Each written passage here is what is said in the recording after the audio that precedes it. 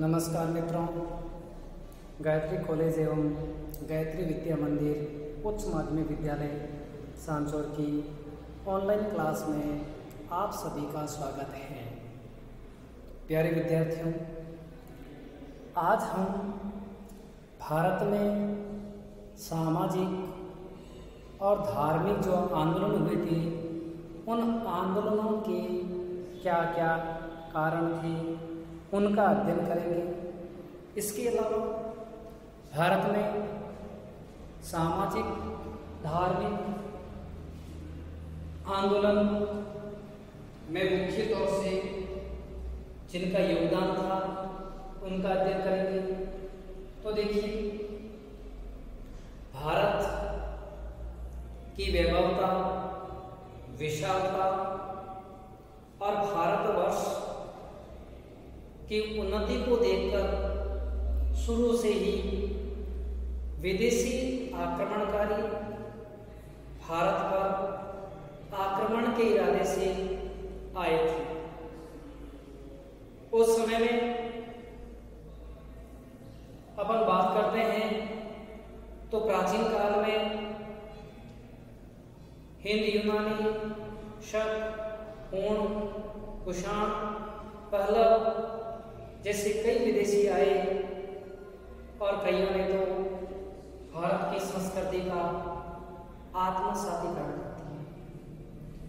उनके बाद तुर्क, मुगल, अफगानी, यूनानी और उसके बाद यूरोपीय, अंग्रेज भारत आए और उन्होंने भारत के वैभव, समृद्धि को जी भरकर लूटा, नष्ट किया एवं अपने अनुरूप ढालने की कोशिश की थी।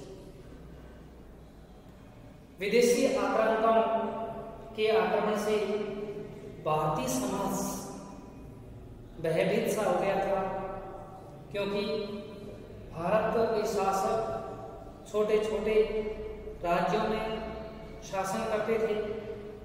केंद्रीय सत्ता का अभाव होने के कारण आक्रमणकारी विजयश्री प्राप्त करते थे और विजयश्री के बाद वे वहां की बहुसंख्यक हिंदू जनता पर अत्याचार करते, उनको वे अपने अधीन करते और विदेशी आक्रांताओं के अत्याचारों, उनके शोषण, पीड़ा से रक्षा करने के लिए हिंदू समाज ने अपने चारों तरफ कुरीति रूपी पर्दा है वो डाल दिया था, जिसमें पर्दा पर था बाल विवाह, बहु विवाह, सती प्रथा, ऐसी कई प्रथाएं विकसित की गई थी। पर्दा प्रथा इसलिए विकसित की गई थी कि किसी विदेशी या आक्रांता का स्त्रियों पर बुरी नजर न पड़े। प्रत्येक माता पिता छोटी उम्र में ही अपनी पुत्रियों की शादी कर देते थे ताकि उनके ऊपर से भार कम हो सके, क्योंकि विवाह से पूर्व कन्या की सुरक्षा की जिम्मेदारी माता पिता व भाई पर होती थी और विवाह के बाद उसकी जिम्मेदारी ससुराल पक्ष पर है वो होती थी। शासक युद्ध करने जाते और उनकी मृत्यु के बाद उनकी पत्नियां आक्रमणकारी के हाथ में न पड़े, इसलिए वे जीते जी सती का अनुष्ठान करती थी या जौहर करके अपनी अंतिम लीला को समाप्त कर देती थी। इस तरह भारतवर्ष में इन विदेशी आक्रांताओं के आने से उनसे सुरक्षा प्राप्त करने के लिए, सुरक्षा कवच करने के लिए ऐसे कई सामाजिक और धार्मिक कुरीतियां हमारे समाज में वो आ गई थी।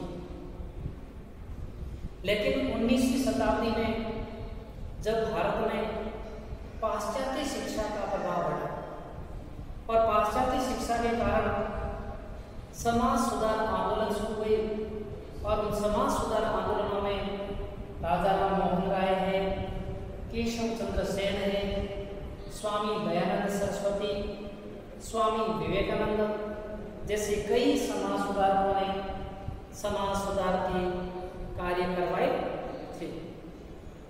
भारत में अंग्रेजी शिक्षा, पाश्चात्य शिक्षा के आगमन के बाद भारत में एक ऐसा बुद्धिजीवी वर्ग उत्पन्न हुआ जो इन कुरीतियों को, कर्मकांडों को, सामाजिक बुराइयों को, धार्मिक बुराइयों को दूर कर एक सभ्य समाज का, एक सुव्यवस्थित समाज का निर्माण करने पर ध्यान देते थे।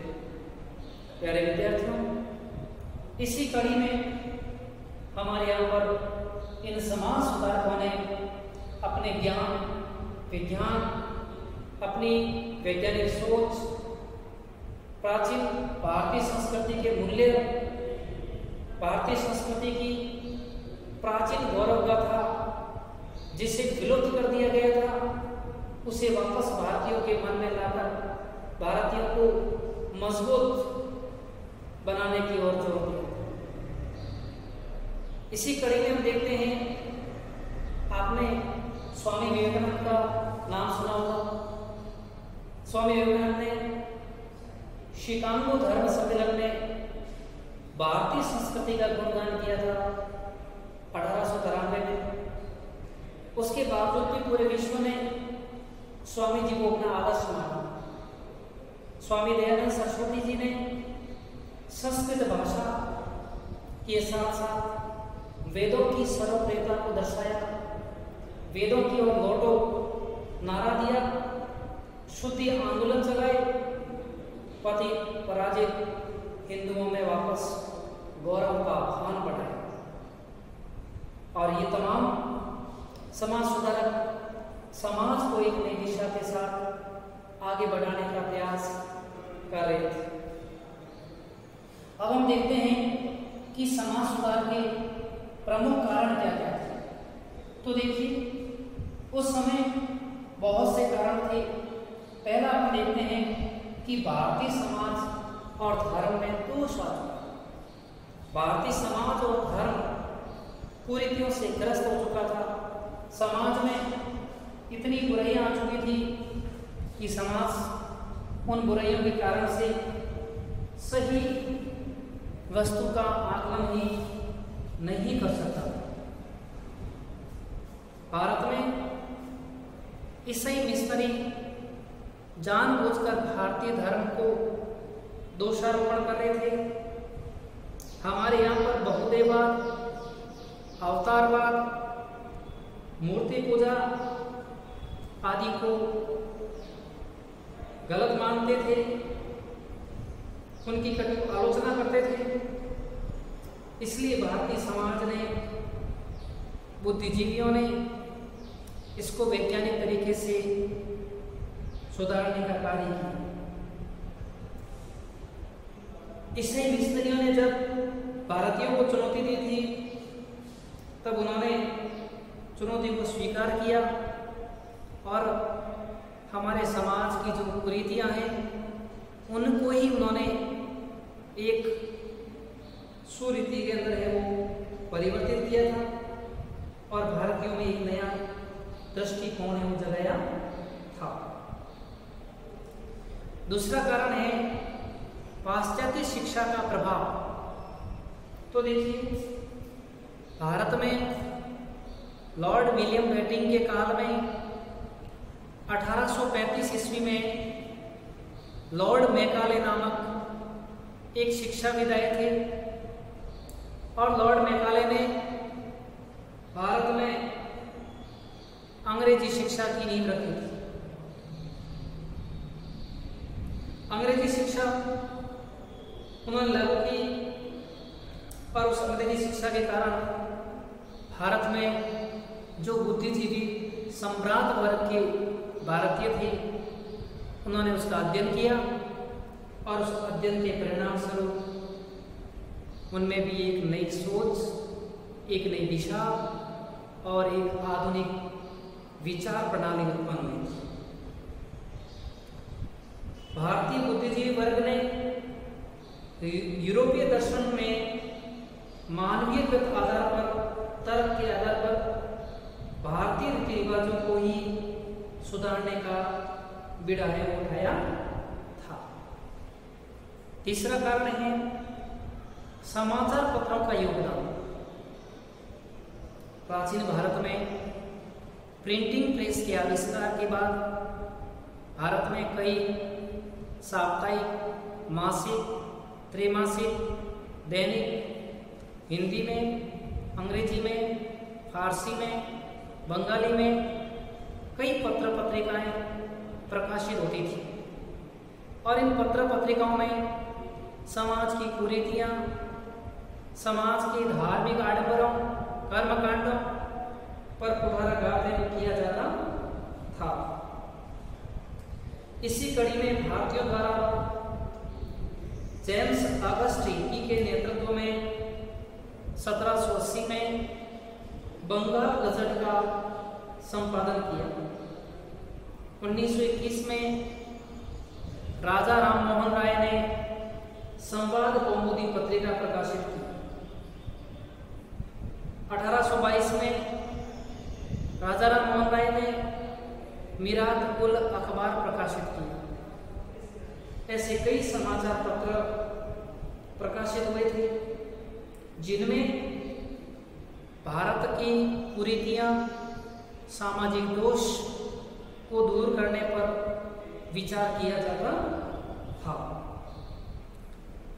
अगला पॉइंट है बंगाल एशियाटिक सोसाइटी के कार्यों ने भी योगदान दिया। देखिए, बंगाल एशियाटिक सोसाइटी की स्थापना 1784 में, बंगाल एशियाटिक सोसाइटी की स्थापना 1784 में की गई थी और इसका मुख्य उद्देश्य था कि भारतीय ग्रंथों का अंग्रेजी व अन्य पाश्चात्य भाषाओं में अनुवाद किया जाए और इसने भारतीय धर्म और समाज सुधार में महत्वपूर्ण भूमिका अदा की थी। विदेशी विद्वान Max Muller, William Jones, Monier, Wilson जैसे विद्वानों ने भारतीय ग्रंथों का अध्ययन करने के बाद, उनका अंग्रेजी में ट्रांसलेट करने के बाद अध्ययन किया और अध्ययन करने के बाद भारत की प्राचीन संस्कृति, कला, साहित्य को विश्व के समकक्ष रखा। प्यारे विद्यार्थियों, और हमारी प्राचीन भारतीय संस्कृति, कला और साहित्य को देखकर पाश्चात्य विद्वानों ने भी उसकी बुरी बुरी प्रशंसा की। हमारे आदर्श, हमारे विचार, हमारे रीति रिवाज, हमारे धर्म का मूल, धार्मिक भावना आदि से विदेशी विद्वान भी प्रेरित हुए। लेकिन इसके साथ साथ समाज की कुछ कुरीतियां समय के साथ साथ आई थी। उन कुरीतियों को भी दूर करने के लिए भारतीय समाज सुधारकों ने कार्य शुरू कर दिया था। इसके बाद अगला है पाश्चात्य सभ्यता का प्रभाव। उस समय हमारे भारत में अंग्रेजों का शासन था। अंग्रेज भारतीय धर्म और समाज सुधार पर विशेष कटु आलोचना करते थे। भारतीय सभ्यता में एक ऐसे पाश्चात्य वर्ग का उदय हुआ था, जो पाश्चात्य वर्ग अंग्रेजों का भक्त था, अंग्रेजों की इच्छा पर कार्य करता था जिन्होंने अंग्रेजों के ईसाई धर्म व अन्य विचारों को समझकर धार्मिक सुधार का कार्य शुरू किया था। पाश्चात्य सभ्यता में रूढ़िवादिता को हटाने और आधुनिक विचारों पर जोर दिया जा रहा था। भारतीय समाज ने भी ऐसे ही विचारों को अपनाना शुरू कर दिया। इसके अलावा भारतीय समाज में धार्मिक नवचेतना का प्रचार हुआ और भारत में अनेक समाज सुधारक पैदा हुए। इन समाज सुधारकों ने भारतीय ज्ञान व तकनीक को समझना शुरू किया। गुलाम भारत में पाश्चात्य संस्कृति के अधीन जो हिंदू धर्म व संस्कृति को यूरोपियों द्वारा निम्न रूप से देखा जा रहा था, क्योंकि हमारे समाज में कुछ कुरीतियों का आगमन हो चुका था। इन समाज सुधारकों ने भारतीय धर्म संस्कृति की श्रेष्ठता को स्थापित करने के लिए एक नए सुधार का कार्य है वो शुरू कर दिया। भारतीय संस्कृति में भारतीय समाज सुधारकों द्वारा कई तरह के सुधार किए गए, कई संस्थाओं की स्थापना हुई, कई नव चेतनाएं जागृत हुई और भारत में धार्मिक व सामाजिक आंदोलनों की शुरुआत हुई थी। इसके बाद अगले वीडियो में हम एक एक सामाजिक सुधारक का अध्ययन है वो करेंगे। धन्यवाद।